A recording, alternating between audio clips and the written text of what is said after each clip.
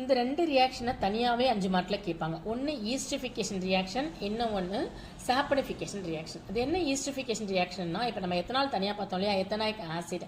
Ethanoic ஆசிடும் எத்தனாலையும் சேர்ந்து react ஆகும்போது, reaction with ethanol ethanoic acid ரெண்டும் சேர்ந்து, இது வந்து எத்தனாயிக் ஆசிடோட ஃபார்முலா CH3. இது எழுதும்போது ரொம்ப இம்பார்ட்டன்ட்.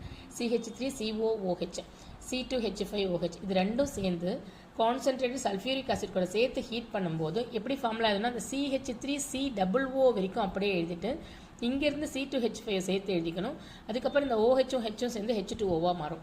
இந்த மாதிரி நீங்கள் கொஞ்சம் க்ளூவோட ஞாபகம் வச்சுக்கணும். இந்த CH3 இந்த Hஐ மட்டும் எடுத்துடணும், இங்கே OHஐ எடுத்துடணும், ரெண்டுத்தையும் கம்பைன் பண்ணி எழுதிக்கணும். இதுதான் ஃபார்முலா. இது எதனுடைய ஃபார்முலானா ஈஸ்டருடைய ஃபார்முலா.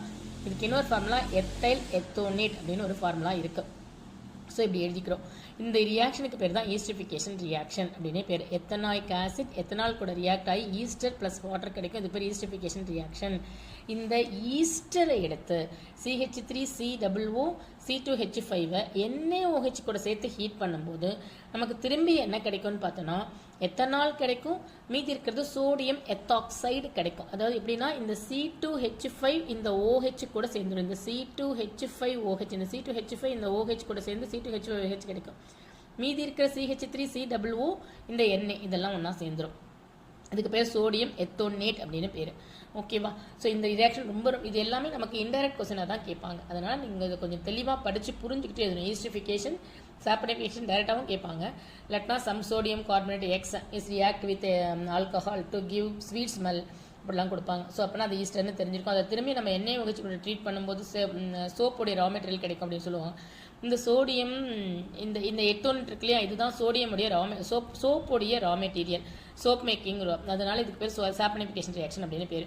இது இல்லாமல் என்ன ரெண்டு இருக்குது, எத்தனாயிக் ஆசிட் CH3COOH. இந்த எத்தனாயிக் ஆசிட் சோடியம் கார்பனேட் கூடயும் ரியாக்ட் ஆகும், சோடியம் ஹைட்ரஜன் கார்பனேட் கூட ரியாக்ட் ஆகும். இந்த ரெண்டு ரியாக்ஷன் நடக்கும்போது நமக்கு கார்பன் டை ஆக்சைடு கேஸை ரிலீஸ் பண்ணும்.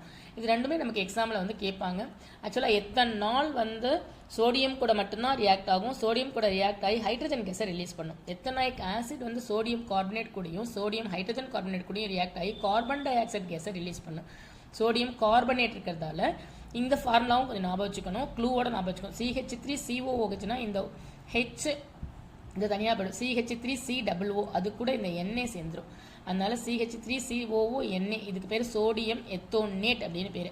மீதி இருக்கிற CO2 அதுக்கப்புறம் எங்கே இருக்கிற ஒரு O இங்கே H ரெண்டும் சேர்ந்து H2Oவாக கிடைக்கும். ஸோ இதே சேம் ரியாக்ஷன் தான் இங்கேயும். ஸோ அப்போ இதுக்கு ஒரு 4 ரியாக்ஷன் ரொம்ப ரொம்ப ரொம்ப ரொம்ப இம்பார்ட்டன்ட்.